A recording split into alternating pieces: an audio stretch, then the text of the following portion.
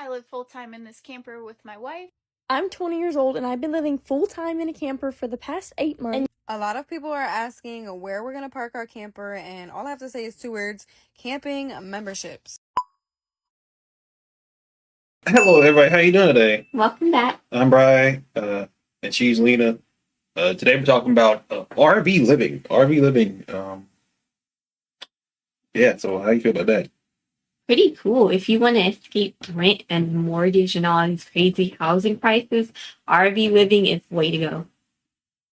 She has never lived in an RV. She's never stepped in an RV, but she thinks it's cool. I'll do it. I hear that they're also big money pits because I feel like there's like a lot. Like, yeah, house stuff is a lot, but at least you don't have to worry about your house getting hit by a car. Well, actually, Kind of do. yeah, never mind. You actually do, but you know what I mean. Less chance of something happening like that. But we're just gonna get into that. Buy used and get good insurance. Like, that's the best bet for you. Yeah, that houses too. Yeah, I guess so. But still. Years old and I've been living full-time in a camper for the past 8 months. And y'all, I'm not gonna lie, when I first decided I wanted to move into a camper, I was kind of embarrassed to tell people about it because I felt like living in a camper kind of had a negative reputation. But I quickly got over that when I realized that I could change the stereotype of camper living, because when I tell you this was the best decision I ever could have made for myself, especially as a 19-year-old, I truly believe that. A year ago, I honestly felt lost because I didn't know what to do. I knew I didn't want to live in an apartment and spend $1,500 to $2,000 every month on something I was never gonna earn. It just felt like such a waste of money. And like most 19-year-olds, I definitely did not have enough money to buy a house. So that's when I kind of got the idea to buy a camper. I found a fixer-upper camper off of Facebook Marketplace in my price range. With a lot of hard work and help from my brothers, I fully renovated it into my tiny, cozy little home that I live in. I do pay rent to live in an RV park, and the average monthly rate in my area is about $600. So I do pay a little bit of rent. It's well worth it because when I eventually am ready to buy my first house, I can sell my camper and have a decent amount of money to put towards that, rather than have been living in an apartment and left with nothing. When I first moved in here, it was kind of intimidating because I knew nothing about campers, but they're a lot more simple than you may think. And y'all, I don't know why, but my fridge has been freezing almost everything in, and I've been on the go the past couple of weeks, so I haven't really been here much, which is why I had to give my camper a whole scrub down today because it was well needed. I've just been feeling so unorganized and messy recently, and now that I have a clean space, I feel like I can finally think straight again. But once I dealt with the trash, I headed back to my camper to put away the laundry and decided that I was going to deal with that mountain of clothes a different day. I think she should really get that fridge checked out then. Probably. At least it works, kind of. It's kind of. Also, you can really keep the camper because you can always keep it on your property. Gotta talk to your HOA about that though. I guess it depends on how much it is, because like if I'm gonna do it, it's gonna be like a used one, and it's gonna be really cheap. But she said it's fixer upper, so it was probably cheap. Yeah. Especially if you want actually like apartment size, like living, like not crunched over. Well, for you, you're short, so that'd be fine for you. For me, it wouldn't be because I'm not. I'm tall. You would want a trailer, and we would need like a used truck to pull that trailer. Yeah. Which sucks, but you know that's cool. Or convert a van or a box truck or something like that. Even like if you can't find like a good RV or camper. And I'm pretty sure like RVs and campers depreciate just like cars, right? Or would they have like some type of other value in it? Because I feel like they shouldn't depreciate the same way. I've seen some campers that were like from 1997 be more expensive than the camper from like 2001. So I guess it's really different. It depends on what it is and how rare it is, kind of like a car. It's crazy. A lot of people are asking where we're going to park our camper, and all I have to say is 2 words: camping memberships. Yep, there's a ton of camping memberships and different apps that you can use to help you find the perfect place to set up. Let's start with Thousand Trails. In my opinion, this is one of the best camping memberships out there. You have access to full hookups, Wi-Fi, on-site laundry facilities. A lot of them have swimming pools and a ton of different amenities. And if you follow Wild Thorn Bailey's on TikTok, she has a lot of great videos showing the Thousand Trails campgrounds. I'll post one right now. I'm not sure what Walmart parking lot you go to, but every single one of these campgrounds you're going to see in this video are included in our Thousand Trails membership. Have full hookups, staying looking at these campgrounds around the country. Next up is COA, and it's not necessarily a camping membership, but they do have a great camping rewards program. And with this one, you basically accumulate rewards points that you can redeem for money off of your future stays, or you can even redeem it for free nights. So the more you stay, the more you benefit, but it's still a great program. Harvest Host is another great one because you can stay at wineries, breweries, or farms. You can engage in drive-ins and activities. You can only stay from 1 to 2 nights, so it's definitely better for boondocking, but why not add it to the arsenal of camping memberships? This next one is an app called Hip Camp, and it is very similar to Airbnb, so it's really cool, but it is going to be more expensive. I don't think I've seen any sites that are less than $15 a night. But, if you're traveling, and you want to stay at somewhere nice or somewhere unique, definitely download Hip Camp. The last app that I have to show you guys is the Dirt app. It's only $35 a year, and this is good to see all of the free campgrounds and places that you can park your RV at. It's even going to show you Walmart parking lots because you already know that those are free. And then it does have a few that are not free, but it is good for boondocking. And if you really need somewhere to stay last minute, this is a good app to have. And I'm sure there's way more camping memberships out there, but this is just what I know. So if you guys know some more, definitely leave a comment and let me know if this helps. A lot of How much until the camping memberships accumulate, kind of like how these live streaming apps accumulated to be way more than cable ever was. For real, like it started at 15, and that's pretty good. But like you can only stay there like a couple of nights. Yeah, like that's crazy. They ain't gonna let you live there. That's the thing.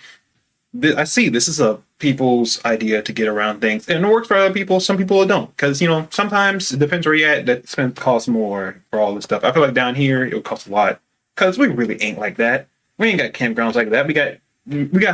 We have one COA here. That's all I know of. Well, if you're in an RV, like you can just travel really easily to anywhere else and just find somewhere. You can try stealth camping to like the Walmart parking lots, or like they have Kroger's where they have like actual RV spaces. So maybe Until you get hit with that camping ticket, now you're paying like $500. Well, if you have a good criminal record, I feel like a nice officer would just let you off with a warning and then just be more careful. Yeah, but it is what it is, right? But dang, memberships, that's crazy. Also, I'm not paying $25 to park on your dirt. No, that's crazy. Leave me alone. But be like the last lady said, like she could sell it and have money left over to buy a house. You can think of all the money you would save by just doing this for a few years, and then you could pay for a house in cash. I feel like that. Yeah, it's an ends to a means, but at a certain point, I feel like it becomes miserable. Make the most of it. Everything's miserable. I know it's miserable is paying these mortgage and rent prices. Yeah, everything sucks.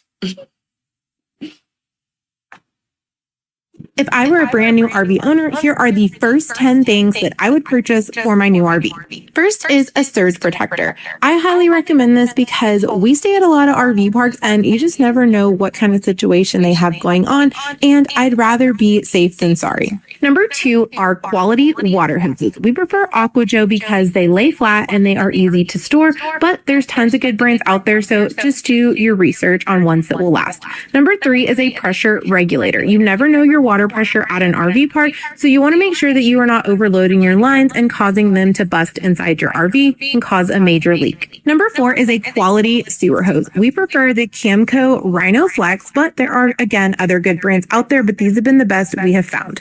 Number 5 is holding tank treatment. We prefer Happy Camper, but again, there are other good brands out there. You just want to make sure that you are taking care of your tanks and trying to prevent poo pyramids as much as possible. 6 is an RV lock. I highly recommend replacing your RV lock as soon as you get it. They all share the same keys that you can order on Amazon, so the RV lock is a much safer option. Number 7 are wheel chocks. These are a great safety item to have to keep your RV from rolling forward or backwards depending on what type of surface you are on, because not all sites are going to be perfectly level. Number 8 is a sidewinder for your sewer hose. This is the best clip that I have, but a lot of RV parks require them because they don't want sewer hoses on the ground, and it also helps with your drainage. Number 9 is a water filter. I highly recommend it because the water you get at parks can be gross. We also have a 3-step system, but that's because we are full-timers. If we were weekenders, we would just use these.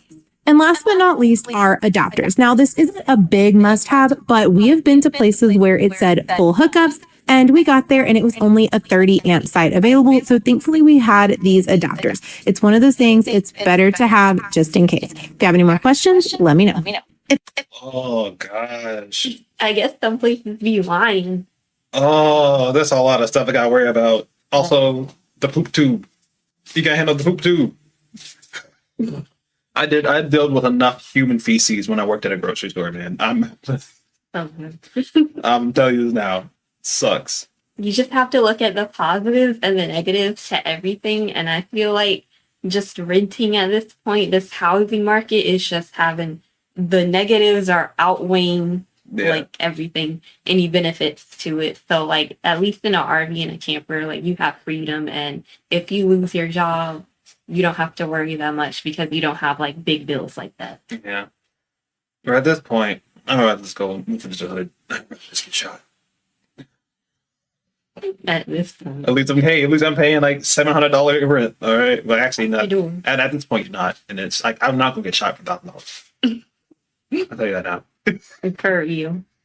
It's all sucks. It sucks, man. It all sucks. So next video. Get me out. Get off this.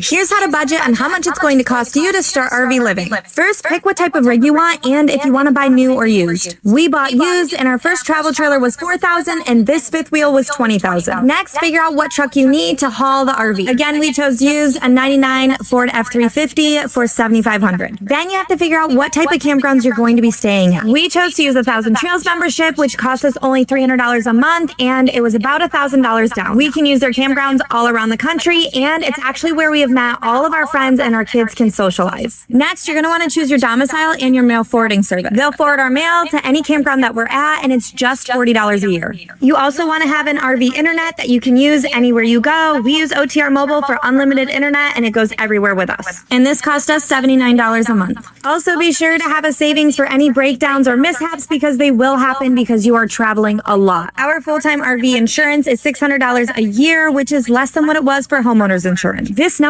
can be so different for so many reasons, but it costs us under $20,000 to start RV life. I hope this helps, and let me know if I can help make your RV life dreams come true. Someone had something to say about this, I guess. It can't bother me. What do you guys say about this?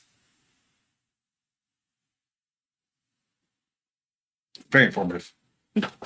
But truly, like, dang.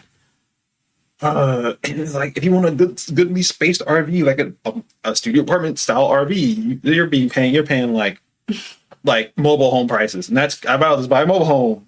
At that point, like, but then it's sad because like the 7,500 and even like 20,000, whatever it was, like even that is just cheaper than renting an apartment for a year. So like really, it's not that crazy, but it's still like Kind of crazy. something. It's like a down payment.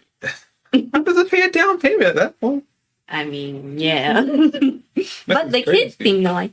Yeah, well, kids like a lot of things. They like anything. I mean, like, yeah, but then some people with kids are scared to do it because, like, kids need stability or whatever. But you can still have stability while living like this. But I wonder if they're, like, all homeschooled or can they still go to, like, a regular school? Oh, no, the most definitely they're homeschool. You move around too much. Well, it depends. Like, are they actually moving around or do they stay in near you? They're probably on ABC Mouse. At all times. And it's like, that's crazy. Yeah, a lot of these prices do sound better than like home insurance and all that mess. But to like an extent, like, dang, you never in one spot. Like, what's the point like of making friends if you're just going to be gone? Maybe not everybody just goes. Maybe they all do kind of just stay around the same area. Yeah. But like, it's crazy because some people have like, they have the house insurance and the car insurance and then like whatever else they have. So that's a lot of bills already. When you live in an RV, like I feel like the bills kind of go down, especially like that $70 a month internet or something. Yeah. Hey, at least in that Starlink was like $200 Dang. a month. No, thank you. I'd rather not. Get solar. Get solar. Get that SD card Wi-Fi. For you. I feel like you'd be better off with that. Most likely. And we actually hit several times. We had to manage the problem until we can make the change. But this Gen Life inbox right here cost us $1,513. We found a leak on our outlet system, specifically on the back of the hot water heater. Our water heater, for those of y'all that can't handle calling it a hot water heater, we had to buy new packs, new tools, and new fittings. Cost us $142.62. We have 3 AC units in our RV. One in the master, one in the living room, and one in the kids' room. And this thing goes through filters like crazy, especially when you're somewhere where it's dusty and dirty like out west. We just spent a total of $510.72 on filters for our ACs. We arrived at the campground one night and we realized that entire lighthouse thing was just nowhere to be found. It was gone. And there was no neighbors inside the RV for getting anything, so we wouldn't know what got it, but it was no longer there. We ordered one up from Amazon, cost us $17.99 to replace that light up there. We were driving one day, we stopped at a rest area, and our entire underbelly right here was dragging the ground. We made the repair in the rest area and got to a safe location and installed these angle lines right here to hold it up permanently. That cost us $150.53. Air admittance valves. Those are the valves that go on your gray tanks so that when you're filling with water, air can come in without filling your RV full of smells. We have 3. We have one in the kitchen sink, one in the bathroom, and one on our front bathroom. And when they don't work, you know it because I think the gray tank smells worse than the black tank. So we had all 3 of our air admittance valves go bad within that 3-day period. So I bought 3 new ones as well as 3 spares so the next time they go out, I already have the port available. That cost me $41.64 for new air admittance valves. This is our main entry door step rail, and one day, this door right here ripped off. So we replaced it with this right here for $18.37. Along the way, we managed to damage our side ski right here on our main side. We had a rural repairman come out and help us, and it cost us $448.94. All of our awning lights started to go out, and we have 3. 1, 2, and 3 on the end. And once they start to go out, it gradually gets worse. I made the repair myself. I ordered the lights off Amazon. It cost me $180. We were driving down the highway one day, and we noticed our roof was trying to come off the RV. And that's because right here at the front cap area, it was coming ugly blowing up with air. So it was blowing up with air from the front cap all the way to the front AC. Now, we managed it for almost 9 months because it wasn't leaking yet, but we didn't have many choices. I know you're saying, why don't you get a warranty? Well, we're the second owner of the RV, and there's a lot of fine print in warranties. Plus, if we did use the warranty claim, they were going to replace it with the same subpar roof.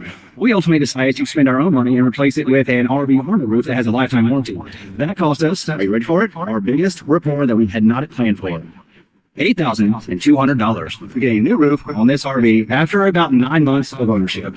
If you live full-time in an RV, eventually you're going to park your RV somewhere with a lot of humidity. In order to get the humidity out, you need to get a fire. So we got this one right here. This cost us $211.18. The cable for the breakaway switch on the trailer got hung up in the bed of the truck one day and got pulled in half. We went to Lowe's and got a new cable, new ferrules, and a carabiner. It cost us $15.99 to fix that.